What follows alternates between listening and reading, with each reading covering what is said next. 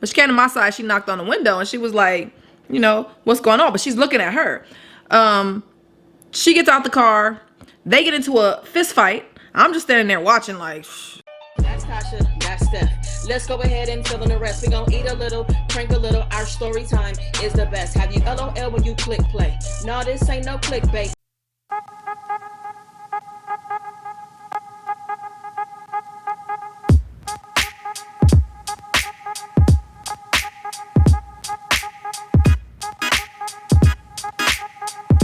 What up, y'all? It's Tasha, and I'm back with another video. Before I get into the video, I want to ask you guys to please thumbs this video up if you like it, share, comment, subscribe. If you're new here, thank you for subscribing. Oh, if you don't like the video, give it a thumbs down. Today I'm doing hot Cheetos egg rolls versus regular egg rolls, you guys. So stay tuned. All right, y'all, I'm back, and I am so excited to try these hot Cheetos egg rolls. Me too. Stephanie's probably really excited about doing them.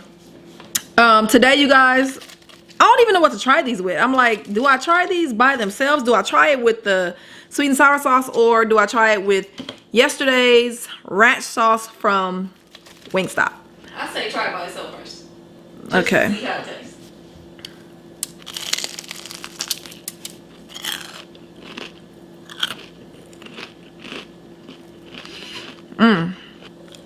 Yeah, tastes like hot Cheetos. To me, I'm gonna be honest, it seems like when you cook something with hot Cheetos, all you taste is hot Cheetos, for the most part. It depends. We ate something. Oh, that that rattlesnake. We had a hot Cheetos rattlesnake, y'all. If y'all haven't seen that video, go check it out. No, that was the first time we had rattlesnake. And we hot Cheeto did, but it was really good. Now I got hot Cheetos on all my regular egg rolls, y'all. Okay. Oh, and I have ramen. I put a little hot Cheeto dust on it just for the look.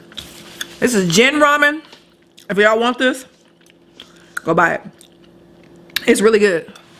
This is a really good ramen noodle. Oh, today's story time, you guys, is gonna be about this extraterrestrial that I dated.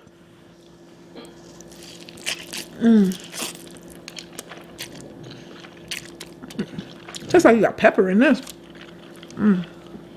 Huh? I think Stephanie put some pepper in this, y'all, while I wasn't looking. Spicy. So, but I'm gonna eat a little bit first. Try to crunch on these while they're still crunchy.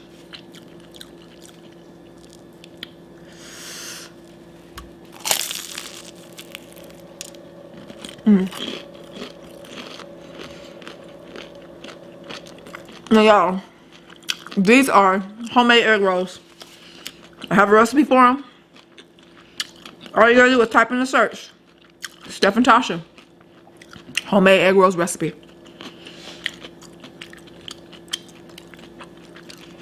In fact, anything you want to see that you're hoping we do or we may have done, all you gotta do is type in Steph and Tasha and whatever it is that you want to see.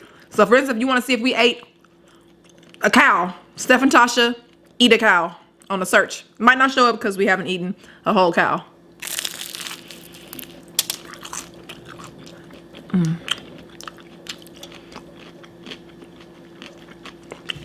This is good.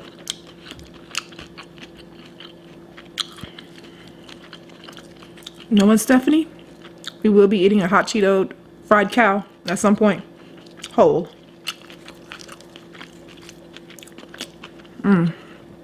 This is chicken and pork. Really good, y'all.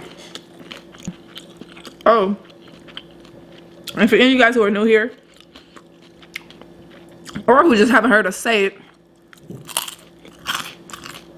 we do have a vlog channel. That is where we have our son in some of those videos.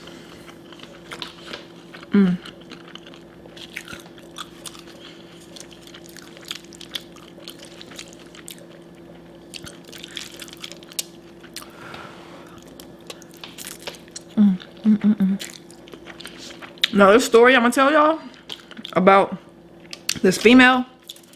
I've told it before.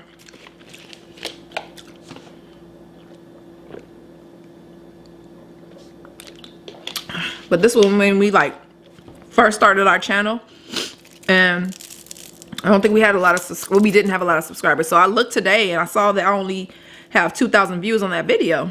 So none of y'all probably even know about it, so I'm gonna tell you today.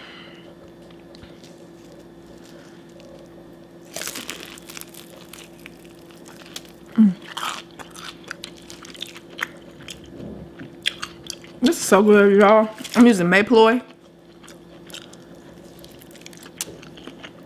and red hot sweet chili sauce. Dame hit me to this sauce, y'all. Bomb. If y'all don't know Flavors by Dame Dash, check him out. He hit me to this sauce.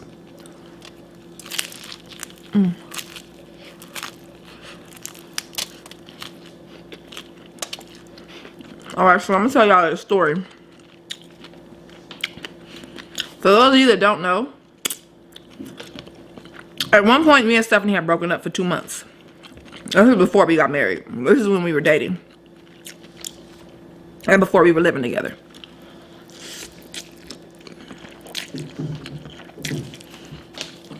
I'm gonna try this in here.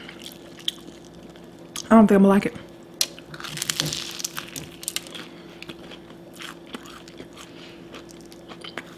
That's okay.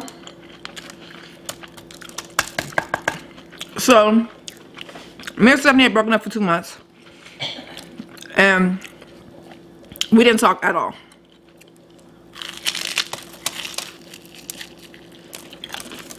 Me feeling like I needed somebody to help me through the little breakup part. Got online and started fishing, okay? Fishing for women. Got on Craigslist, saw an ad of a girl who was looking for a friend. She said platonic friendship, blah, blah, blah. And I was like, okay, yeah, that's what I need. So we were talking back and forth. She sent her picture. Wasn't attracted to her at all. But I decided to meet up with her because she seemed cool as hell. You know? So we met up.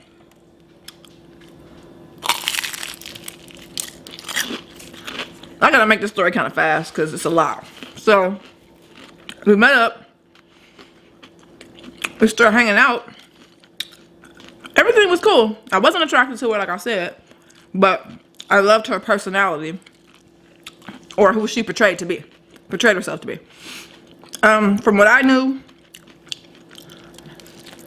let me tell y'all this. Me and Stephanie went up to this school, and this private college or whatever, and she worked as an administrative, as the administrator. I don't know what she worked as, but she worked as just an office person. So that was that.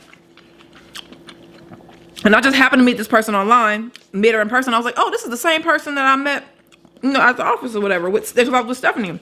Yeah, okay, fine. She recognized me. She was like, oh, yeah, blah, you came in. Yeah. Okay, so we start hanging out. First red flag. At the time, I was 30. She was 33. What she told me was that she was 29.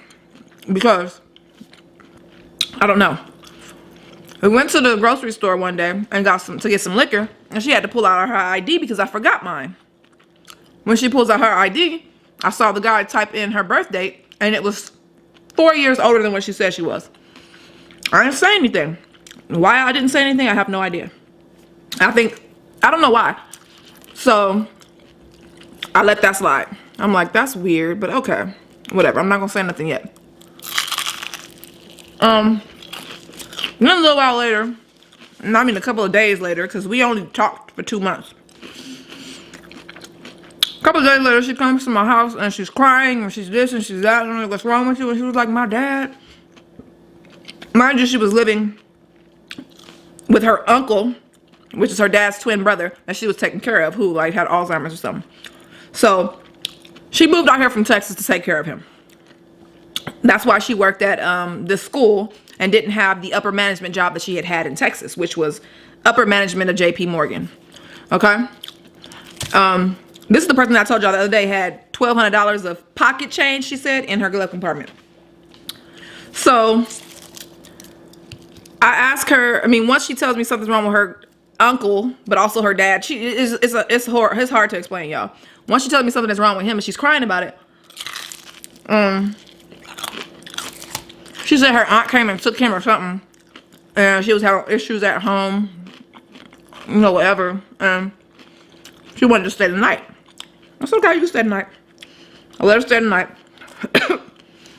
And she asked me if I could take her to work. Now, see, I'm getting the story mixed up. Wait, this was a different day. I'll tell y'all about this day. She tells me that her cousin is using her car and her cousin got the car impounded. I'm like, okay. And she's like, I need you to take me to work. So I took her to work, but this will happen over a 3-day period. I'm taking her to work. So finally, I'm like, you know, what's going on? You know, is you getting the car back? Are you taking, do you not have the money to get it out of impound? What's going on? Because she always claims she has so much money. She says, I don't remember what her story was, but she basically asked me to take her home that day. So I took her home. Mind you, she lives with her Alzheimer's uncle. I took her home, sitting in the car talking to her, and this stud walks up to my car. Slowly but surely, I'm like, noticing. I'm like, what's going on with it? Why is this person walking up to my car? But I'm like, whatever. She comes up to my car and she comes on my side. First of all, what she shouldn't have done. But she came to my side, she knocked on the window and she was like, you know, what's going on? But she's looking at her. She gets out the car. They get into a fist fight. I'm just standing there watching like, I ain't got nothing to do with this because you know my girl. I mean, whatever. I'm just watching. Come to find out this is her ex-girlfriend. She lives with her ex-girlfriend. She's been living with her ex-girlfriend. She's been using her ex-girlfriend, not paying the rent, not paying the bills, not nothing. Fast forward to me when I talked to her about my ID. I mean, her ID. I'm like, I saw that your ID said this. What's going on? She was like, oh, I was adopted and I was left at the hospital.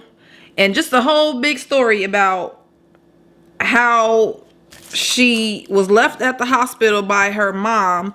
And then her grandma, who wasn't her real grandma, found her at the hospital, but they lost her birth certificate. So they just made up an age. And they could never find her mom.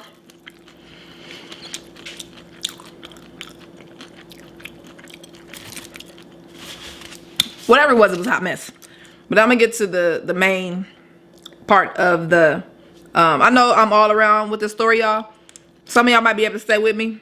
Some of y'all probably like, oh, hell no. I'm clicking off. But let me tell you what she did. One thing she did, when I looked in her phone one day, she had a picture of my driver's license. I have no idea why, but she had a picture of my driver's license. Another thing she did was told me a story of her, because I saw pictures of her previously, and she was a lot bigger than she was when I met her. She was maybe 400 pounds. I asked her, how did you lose so much weight? Because she was so much smaller. And she was like, I had cancer, and the cancer made me lose all the weight.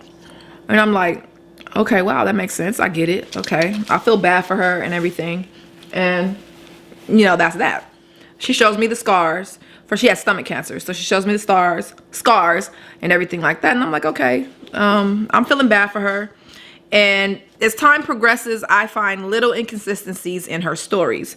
I also found some medication that was an antipsychotic or something like that. I don't know if it was that deep. It was something, but I didn't judge her for that. I'm just like, okay, she got some, you know, issues, whatever. She's taking medication for it. But, you know, as I put 2 and 2 together, I'm starting to realize that this person is probably a pathological liar, which means it's a disease. So the straw that broke the camel's back, I went to, I didn't stop talking to her, but I kind of started talking back to Stephanie, and I told her that, you know, I might be getting back with Stephanie. I might be going, you know, dating the girl that I want to be with again. And she's like, oh, okay, you know, whatever. We're still friends. We're still kicking it. And one day I went out with her, and y'all Yes, I did not miss the red flags. I saw all the red flags, but I ignored everyone because I still needed somebody to pacify me while I was trying to get over Stephanie or whatever I was doing, okay? But I didn't get rid of her when I started talking to Stephanie again because I have no idea. So one day we ended up going out to the beach. Me, her, and 2 of her friends. Stephanie texted me and was saying certain things that people say when they love you, care about you. And of course I wasn't really communicating that with her. It wasn't her business. All I did was tell her, you know, I'm probably going to be starting talking to Stephanie again, whatever the case is. So she asked me, can I see your phone? Didn't think anything of it. I gave her my phone. She left, went to the restroom, and came back. When she came back, she was like, oh, so you and Stephanie are like that or whatever. And I'm like, yeah, whatever you saw is what it was. Okay. So we're drinking. After we leave this place, after we leave the beach, we go to a bar. We get to the bar and she starts telling me, you know, I have something to tell you, blah, blah, blah. I'm like, okay, go ahead. She was like, my cancer came back. She was like, you know, they found something in my stomach and, you know, the cancer is back. So now I'm feeling bad. You know, I'm feeling like, wow, she hasn't had cancer for so long and now it's back. You know, I have to be there for her because she really didn't have anybody.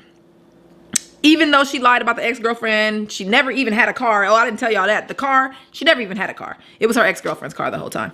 Her ex-girlfriend was using a work car. So yeah, that part.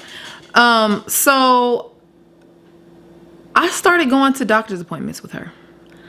She made a doctor's appointment, and I have no idea why she told me this. But anyway, she made a doctor's appointment. We went to the doctor. Really good hospital. We're sitting there, we're talking. She's talking to the doctor, telling her what's wrong. She's in the hospital for like a few days. I visit her a few of those days, and maybe the second time I visited her, the third time I visited her, I'm in the office with her, and I mean the hospital room. She's admitted. The doctor came in and said, you know, can I talk in front of her, whatever. She was like, yeah, that's fine. And he was like, I called the hospital that you say, you know, did the surgery on you or whatever the case is. And there's no record of you having cancer. There's no record of you having chemo. They have no record of you even being there. So she was like, I did have cancer. And she was like, I don't understand what's going on. And he was like, well, can you produce any medical records? Can you give us something to let us know that this is true so we can know how to treat you or whatever the case is? Because I think something was wrong with her, like immune system. It was something I don't really know, but wasn't cancer. Another time I went to the doctor's office with her because now I wanted to know what the truth was because I'm really dating Stephanie and I'm not even trying to be fake. I mean, whatever I'm doing with this girl, I'm just feeling bad for her. So I go to this doctor's appointment with her, but it was in the doctor's actual office. And she stepped out of the office. It was 2 doctors. One doctor came in and got her. I don't know if this was intentional or what. One doctor came in and got her. While I'm sitting there waiting for her to come back, the doctor that has been treating her asked me, and I don't even know if they're supposed to do this, probably not. But the doctor asked me if she had any emotional issues, if she had a problem with lying, if she really had cancer, blah, blah, blah. And I said, I don't know. I don't know much about her. I've only known her for two or 3 months. And the doctor was like, what? And I'm like, yeah, only 2 or 3 months. And the doctor was like, oh, she said you've known her for 3 years. You guys have been in a relationship for 3 years. So that was a lie. And that's it, y'all. It wasn't a good story, but it is what it is. I'm not good at storytelling. I guess this one was kind of hard because it was 2 months or 3 months, but it was a lot of things that happened in that 2 or 3 month period. Stephanie says she's not editing this video, so I'm not gonna go any further. I'm just gonna end it here, and I probably didn't give you guys enough information, but it is what it is. And until next time, only good vibes. Peace.